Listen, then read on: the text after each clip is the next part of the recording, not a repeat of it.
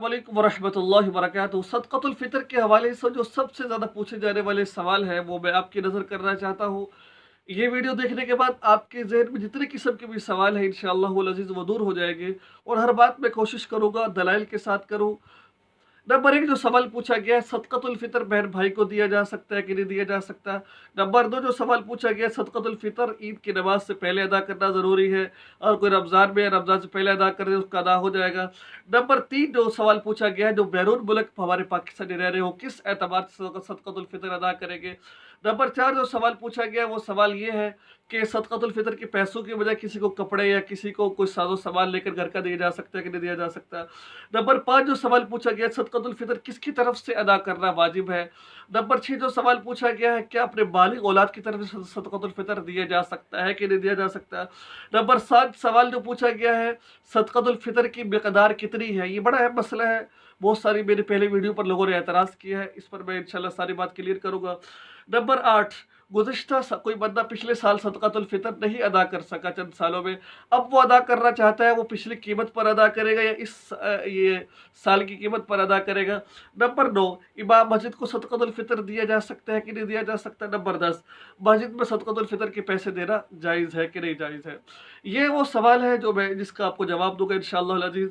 देखिए, मेरा सबसे पहला सवाल ये है, क्या बहन भाई को सदक़तुल फ़ितर दे सकते हैं कि नहीं दे सकते? इसका जवाब सिंपल सा ये है कि आप बहन को भी सदक़तुल फ़ितर दे सकते हैं, भाई को भी सदक़तुल फ़ितर दे सकते हैं, भतीजी को, भांजी को, लेकिन दादा अपने पोते को, पोता दादे को, बाप बेटे को, बेटा बाप को, नाना अपने नवासी को, नवासी नाने को, ये इस तरह नहीं दिया जा सकता। बेगम अपने शोहर को, शोहर बेगम को, बेटी बेटे को, ठीक ऐसे सदक़तुल फ़ितर नहीं दिया जा सकता। हाँ, बहन को, भाई को और चाचा चाची इनको अगर मुस्तहिक है, देखिए एक लफ्ज़ है मुस्तहिक वाला, अगर किसी के पास 50,000 के मुक़द्दर पैसे हैं, साहिब निसाब शरीयत में उसको कहा जाता है जो जिसके पास 52.5 तोला चांदी के मुक़द्दर पैसे हो, उसको कहते हैं ये बंदा साहिब निसाब है।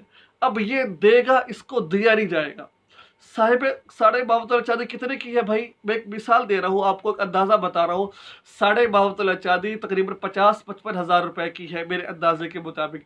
अब जिस बंदे के पास 50-55 हज़ार रुपए है, वो बंदा सदक़तुल फ़ितर देगा, उसको दिया नहीं जाएगा।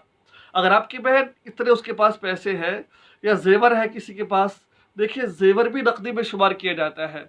अगर किसी के पास 1 तोला ज़ेवर है, उस बहन को सदक़तुल फ़ितर नहीं लगता। 1 तोला ज़ेवर के साथ उसके पास चंद रुपए है, तो अब उसको पैसे हम नहीं दे सकते सदक़तुल फ़ितर के। एक भाई ने कहा था मुझे कि मेरी बहन के पास 6 तोला ज़ेवर है, क्या उसको हम सदक़तुल फ़ितर दिया जा सकता है? कि भाई बिल्कुल भी नहीं दिया जा सकता उसको सदक़तुल फ़ितर। साहिब निसाब है वो, उसके 6 तोला ज़ेवर आजकल के दौर के अंदर 4-5 लाख रुपए का है और 6 तोला ज़ेवर के साथ नक़दी 1 रुपया भी उसके पास मौजूद है, तो भाई उसको फिर सदक़तुल फ़ितर आप नहीं दे सकते, ठीक है? इसके अलावा जो दूसरा सवाल पूछा गया था, सदक़तुल फ़ितर ईद की नमाज़ से पहले अदा करना ज़रूरी है, रमज़ान में भी अदा कर सकते हैं कि नहीं कर सकते? इसमें मुफ़्तीन किराम के मुख़्तलिफ़ अक़वाल हैं। बहरहाल जो सही कौल है वो यही है कि आप रमज़ान में भी सदक़तुल फ़ितर दे सकते हैं। ईद की नमाज़ से पहले आपको अदा करना पड़ेगा। अगर नहीं करेंगे तो माफ़ नहीं है, बाद में अदा करना पड़ेगा, लेकिन ईद से पहले कर दोगे तो सवाब ज़्यादा मिलेगा आपको। इसकी मिसाल ये है कि एक बंदा जमात से नमाज़ पढ़ता है तो उसको सवाब ज़्यादा मिलता है। अगर वो नमाज़ नहीं पढ़ेगा तो उसके ज़िम्मे से नमाज़ साक़ित नहीं हो जाएगी, नमाज़ फिर भी पढ़ना पड़ेगी, क़ज़ा नमाज़ पड़ेगी। अब उसको सिर्फ़ नमाज़ ही का सवाब मिलेगा। इस तरह आप सदक़तुल फ़ितर अगर रमज़ान की ईद की नमाज़ के बाद देंगे, आपको उसका सवाब मिलेगा। वो जो ज़िम्मे आपके क़र्ज़ है वो अदा हो जाएगा, लेकिन जितना सवाब आपको जमात से नमाज़ पढ़ने का मिलना था, ईद से पहले देने का मिलना था, उतना आपको नहीं मिलेगा। बहरहाल अदा हो जाएगा, बाद में भी और पहले भी, लेकिन बेहतर ये है कि ईद की नमाज़ पढ़ने से पहले अदा किए जाए, क्योंकि सदक़तुल फ़ितर का मकसद ये होता है कि जो हमारे ज़िम्मे जितनी किस्म की भी रोज़ों के अंदर कमी कोताही हो चुकी है, अल्लाह रब्बुल इज़्ज़त उसको इस सदक़तुल फ़ितर के ज़रिए से उसको माफ़ फरमा दे। नंबर 3 जो सवाल पूछा गया है, क्या ओवरसीज़ जो पाकिस्तानी है, मिसाल के ऊपर जो यूके में, ओमान में, लंदन में, दुबई में, सऊदी अरेबिया में, जहाँ पर भी रह रहे हैं, वो सदक़तुल फ़ितर कैसे अदा करेंगे? देखिए, आप जहाँ पर नमाज़ ईद अदा कर रहे हैं, उस मुल्क के एतबार से आपको सदक़तुल फ़ितर देना पड़ेगा। ये मैं आगे आपको बात बताऊँगा कि कितना देना है आपने। आपने अपना भी दे रहा है और अपने नाबालिग बच्चों का भी दे रहा है, क्योंकि नाबालिग बच्चों का सदक़ातुल फ़ितर बाप के ऊपर होता है।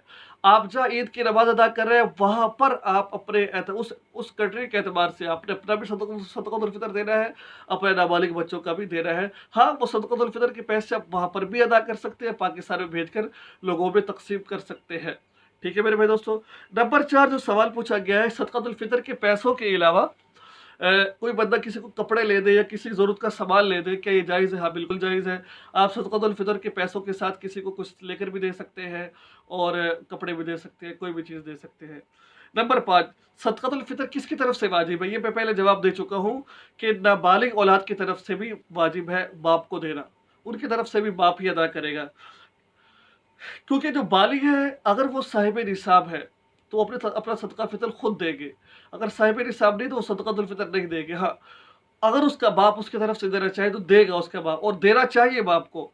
देखो सदक़ातुल फ़ितर के अंदर ये बात आती है कि इंसान अगर अल्लाह रब्बुल इज़्ज़त उसको माल दे रखा है ना, हालाँकि वो साहिब निसाब नहीं है, तब भी उसे चाहे हुई है कि वो दे दे, ताकि रोज़ों के अंदर जो कमी कोताही है अल्लाह रब्बुल इज़्ज़त उसको माफ़ फरमा दे। आगे है जो नंबर 7 सवाल है, सदक़ातुल फ़ितर की मिक़दार क्या है?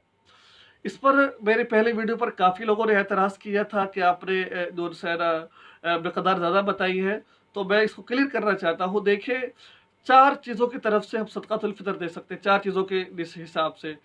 गंदुम के आटे के एतबार से, गेहूँ के एतबार से, खजूरों के एतबार से और किशमिश के एतबार से, ठीक है? गंदुम के एतबार से देखें तो फिर उसकी मिक़दार है पौने निसफ़ सा। निसफ़ सा कहते हैं पौने 2 किलो, कहते हैं 2 किलो देनी पड़ती है आपको, ठीक है? ताकि ज़्यादा चला जाए। अब इसमें बाज़ जो आटा होता है, गंदुम होती है, वो 2 किस्म की, एक अच्छी क्वालिटी की होती है, ज़रा थोड़ी-सी दरमियानी क्वालिटी की होती है। अब जो मैंने उस वीडियो में बताया था, वो अच्छी क्वालिटी का बताया था। जो दरमियानी क्वालिटी का जो आटा है, जो मिलता है, वो तकरीबन ₹50 किलो मिलता है। इस एतबार से ₹100 आपका सदक़ातुल फ़ितर आएगा। अगर आप अच्छी क्वालिटी का अच्छा जो सा चीज़ देना चाहते हैं, देखो भाई, हदीस में आता है कि जो चीज़ खुद के लिए पसंद करो, वो दूसरों के लिए पसंद करो। तो इसलिए मुनासिब ये है कि अच्छी चीज़ आप दें। दूसरा मैंने उसमें बताया था अच्छी क्वालिटी की, वो क्योंकि ₹60 के हिसाब से है। लेकिन मैं बात बता रहा हूँ आपको, आपके इलाके के एतबार से जितने का भी है, आप उस एतबार से दे सकते हैं। लेकिन मैं एक आपको राय दे रहा हूँ, मशवरा दे रहा हूँ, अगर आप देना चाहते हैं तो पौने 2 किलो के एतबार से, 2 किलो के एतबार से आप देंगे। अगर इसके एतबार से आप खजूरों के एतबार से सदक़ातुल फ़ितर देना चाहते हैं, या आप किशमिश के एतबार से देना चाहते हैं, गेहूँ के एतबार से देना चाहते हैं, तो फिर इसका एतबार 1 सा का होगा। 1 सा कहते हैं 3.5 किलो को, यानी कि 3.5 किलो, एहतियातन 4 किलो देना पड़ता है। ये आप देखिए आपके एतबार, आपके इलाके में किस एतबार से गेहूँ है या किशमिश किस एतबार से है, उस एतबार से आप दे दें। उसमें अच्छी क्वालिटी भी होती है, लो क्वालिटी भी होती है। जो मैंने उसमें बताया था, वो अच्छी क्वालिटी बताई थी। आप अपने एतबार से जो देना चाहें तो दे सकते हैं। यकीनन आपको ये बात समझ आ गई होगी, मेरी पिछली वीडियो के जो एतराज़ है आपको वो पता चल गया होगा। लेकिन उस वक़्त जो मुफ्ती कराम ने जो सदक़ातुल फ़ितर निकाला था, उस वक़्त क्योंकि लॉकडाउन था आज से महीना पहले, और आटे की किल्लत थी और आटा थोड़ा-सा महँगा था, तो इस वजह से थोड़ा-सा ज़्यादा भी थोड़ा बहुत हिसाब लग गया होगा मेरे अंदाज़े के मुताबिक। वरना जो दरमियाना है वो ₹100 है, और जो अच्छा है वो गंदुम के एतबार से 125 से ₹120 है। रद्दुल मुख्तार में ये मसला लिखा हुआ है, ये भी जिल्द नंबर 2 और सफ़ा नंबर 285 है। इससे पहले भी तकरीबन जितने मसले मैंने आपको बयान किए, मैं हवाला देना भूल गया था, वो तकरीबन रद्दुल मुख्तार के अंदर ही वो मसले लिखे हुए हैं।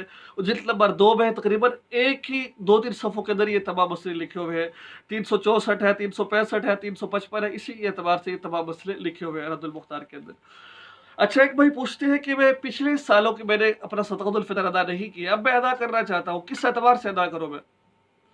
देखिए भाई, अगर आप पिछले 2-3 साल सदक़ातुल फ़ितर अदा नहीं किया, अब अदा करना चाहते हैं, तो आपको आज की जो कीमत है उस एतबार से आपको सदक़ातुल फ़ितर देना पड़ेगा, ठीक है? पिछले का एतबार नहीं है, अब का एतबार किया जाएगा आपको। नंबर 2, इमाम मस्जिद को सदक़ातुल फ़ितर के पैसे दिए जा सकते हैं कि नहीं दिए जा सकते? मैं आपको एक गुज़ारिश करता हूँ, मेरी एक दिल की फ़रियाद है, ठीक है? मैं खुद भी मस्जिद का इमाम हूँ। मैं इस फ़ेवर में, देखो मैं हक़ की बात कर रहा हूँ, अगर इमाम मस्जिद मुस्तहिक़ है ना आपका, तो खुदा के लिए उसकी ज़रूरियात पूरा किया करें आप लोग, ठीक है? उसकी तनख़्वाह कितनी होती है? 10,000। सदक़ातुल फ़ितर के अलावा भी मेरे भाई उसके साथ ताअवुन किया करें, उसके बीवी बच्चे हैं, उसके अख़राजात हैं, उसके ले बहुत मामलात होते हैं। हमारे तो 30-30, 40, 50 हज़ार में गुज़ारा नहीं होता, वो बेचारा 10 हज़ार में गुज़ारा कर रहा होता है। तो लिहाज़ा अगर वो मुस्तहिक है तो उसको देना मैं कहता हूँ अफ़ज़ल है, बेहतर है, क्योंकि वो आपकी सारे साल खिदमत करता है आपकी वो, ठीक है? उसके साथ खूब ताअवुन किया करें, अगर वो मुस्तहिक है। तो नंबर 10, क्या मस्जिद में सदक़ातुल फ़ितर के पैसे दिए जा सकते हैं कि नहीं दिए जा सकते? देखिए, मैंने आपको पहले ये बात बताई, सदक़ातुल फ़ितर होता है रोज़ों का बैल-कुचैल, जो तो मस्जिद के अंदर पाक चीज़ लगती है, बैल-कुचैल नहीं लगता, तो लिहाज़ा मस्जिद में सदक़ातुल फ़ितर नहीं दिया जा सकता। और ऐसी जगह पर, ऐसे हॉस्पिटल जहाँ पर शरई हुदूद का ख़्याल नहीं रखा जाता, ऐसे इदारे, वहाँ पर भी सदक़ातुल फ़ितर के पैसे नहीं दिए जा सकते, काफ़िर को नहीं दिए जा सकते, सैयद को नहीं दिए जा सकते। ये तमाम चीज़ें मैंने पिछली वीडियोज़ में अपने में बयान कर दी है। तो ये थे 10 सवाल जो लोगों ने मुझसे पूछे, मैंने आपको उसका जवाब दिया है। यकीनन आपको कोई सवाल होगा, आप भी पूछ सकते हैं।